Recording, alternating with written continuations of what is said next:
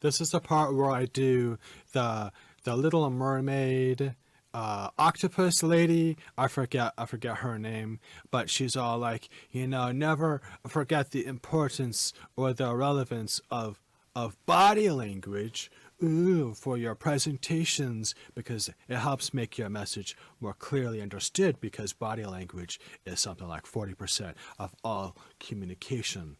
That's exactly what she says in the movie. I am not going to argue with you because I know I'm right, and I want to prove it in this week's episode of Boarding Pass. Check it out.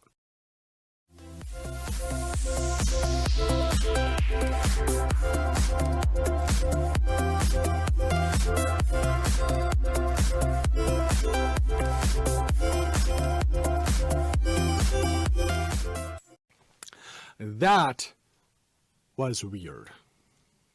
I'm going to try to make it up to you, because this is the last episode in our series on presentations, which, sure, of course, you know how to give presentations. You've given presentations before, but this is different because you are giving presentations to non-native English speakers, people whose English ability, their listening comprehension skills are very different compared to your Western colleagues. So the first thing I'm going to address is body language. Then I'm going to go more directly into length, but not so much time. I will go into Q&A.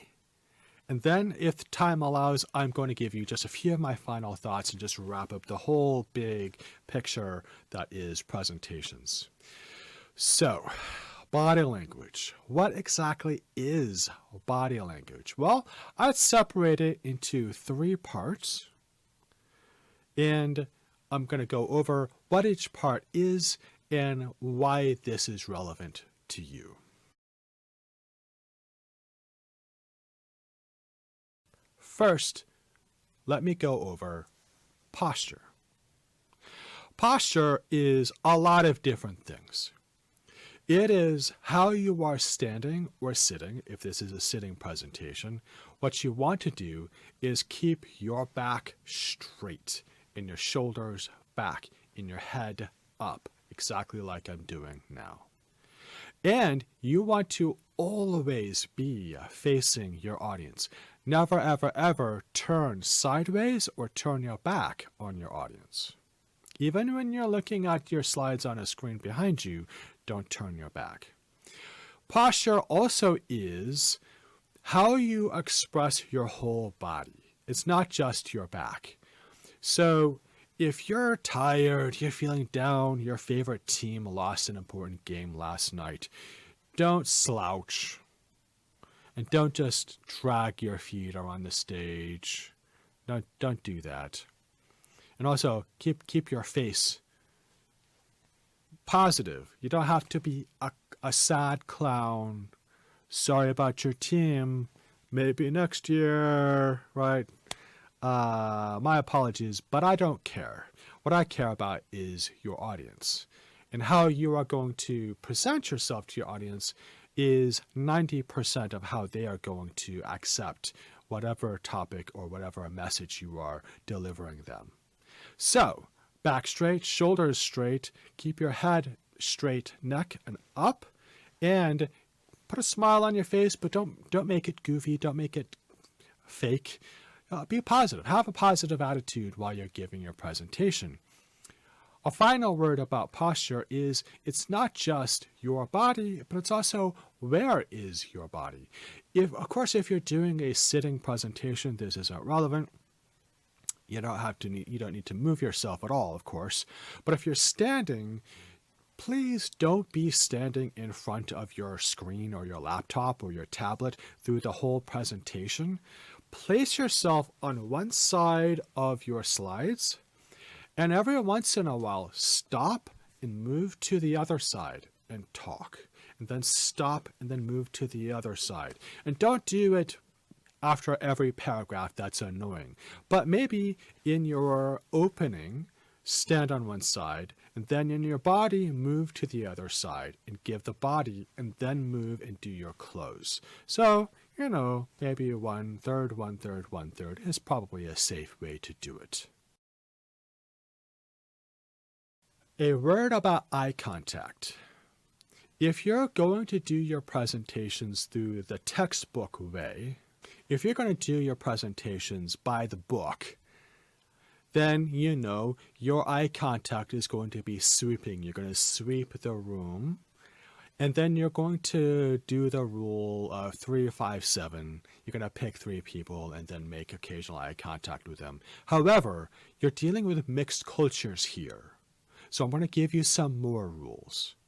What you're going to do is, if you are the presenter and you are male, look at the foreheads of the key male players, the key people who are attending your presentation, the marketing managers, the sales managers, the accounting managers, depending on the relevance of your topic.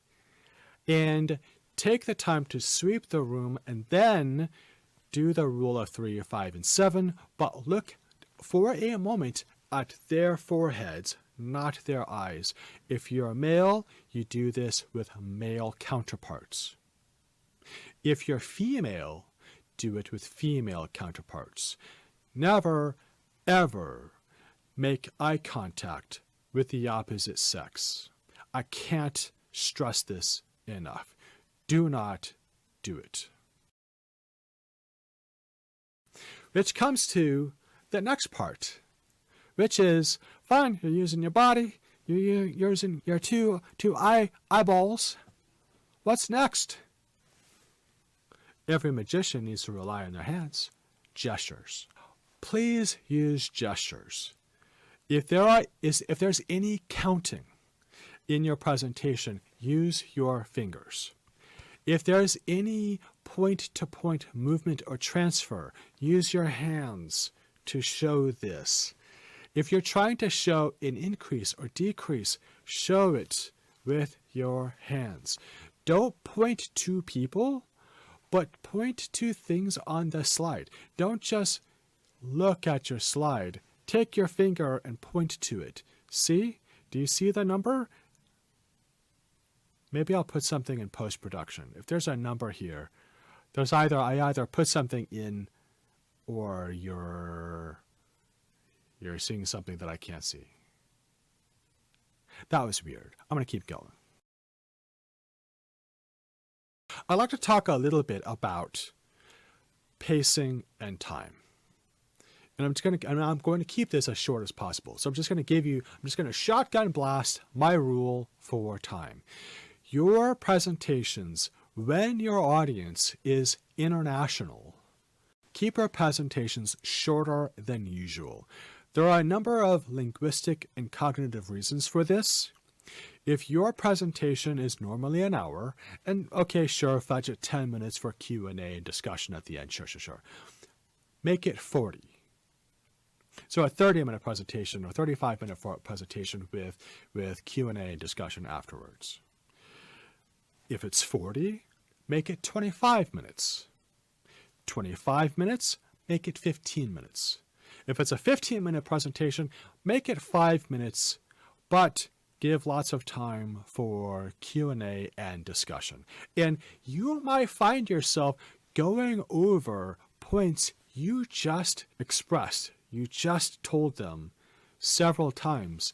And that comes all the way back to episode 1 of this boarding pass project, which is patience. Demonstrate your patience. Yes, you brought up this point in slide 2. You just said it to your colleague here. Now you're asking me a question about it again.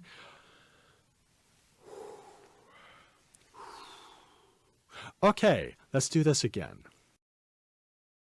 A word about openings and closings. At the beginning of this series, I talked about how you need to throw out what you're normally comfortable with. The way that you present is your own style, and it's very impressive. It always works. You always get positive feedback about your presentations. That's got to go. You have to go by the book. And that means in the opening part of your presentation, the introduction, it's got to be standard. It's got to be your textbook. Hello, my name is, and here state your job. You need to tell them what the agenda is. You need to tell them that's what you're doing. I am going to tell you what the agenda is. It is this. In my presentation, I will talk about these 3 things. This presentation is important to you because of this reason. Tell them everything at the very top. Now, for the closing, I want you to consider doing something a little different. So, yes, I just told you, rely on textbook presentations. I just said that, I know, and I'm not wrong. But I want you to consider doing your closings my way. In my closings, I like to repeat what it is that I just told them about. In my presentation, I talked about this, and these are the 3 things you need to know about this. Summarize your presentation. Then the next thing you're going to do is you're going to give them the takeaways. What are the takeaways from my presentation? Why do you need this information? Or even better, what are the details in my presentation that are directly relevant to you as someone in the audience? If my presentation is about pipe sales and you are sales managers, I'm going to tell you the sales reasons. My presentation is going to help them. The third thing you're going to do, and in my mind, this is more important than the entire closing of your presentation, and that is to say thank you. Tell them. Make it honest. Make it sincere. Tell them thank you. Thank you for your time. Thank you for coming here and listening to my presentation. And then open it up to Q&A. And before I explain a little more about how I do Q&A, I'd like you to do this. While you are preparing a presentation, not during it, but while you're writing your script, writing your notes, think of a couple of questions that you anticipate your audience asking you. And then use those questions to ask your audience. So pick a question that you think would be a softball question that they might ask you, but they're not going to ask you because you are going to ask them. And if nobody answers, gently and softly pick someone you think might be a little more outgoing. There might be an outgoing person. There might be someone who's game to go ahead and try to answer, isn't too shy, and lob the question to them if nobody picks up on your question. So that's what I mean by including and integrating Q&A questions either from you or from your audience into the body of your presentation. And then when it's time for Q&A, instead of saying, all right, that's the end of my presentation, who has questions? Say instead, thank you very much for your time. Now, whatever would be a relevant question about your presentation, ask that question to the audience and say, okay, and so who has an answer? And ask for volunteers. And then say, okay, if nobody has a question, does anyone mind if I answer? And then you can answer very shortly, but very briefly, the answer to your own question. Final thoughts. Just a couple of words here. I think it is very important that you know the level of your audience. If you know that they are very confident speakers and listeners of English, then a lot of what we've been going over in these 3 episodes of Boarding Pass aren't going to be relevant to you.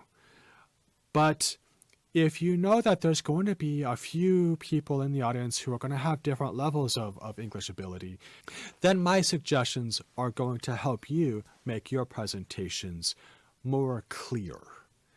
And if you don't know, and you made your best effort to find what is their English level, and you still don't know, then I'm going to say it again.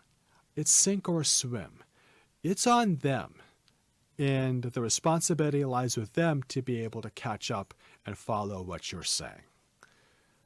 Anyway, I hope all of this helps you. I've been Jack, and this is Boarding Pass. If you have any questions or comments or feedback, contact details are in the outro cards at the end of. Bye-bye.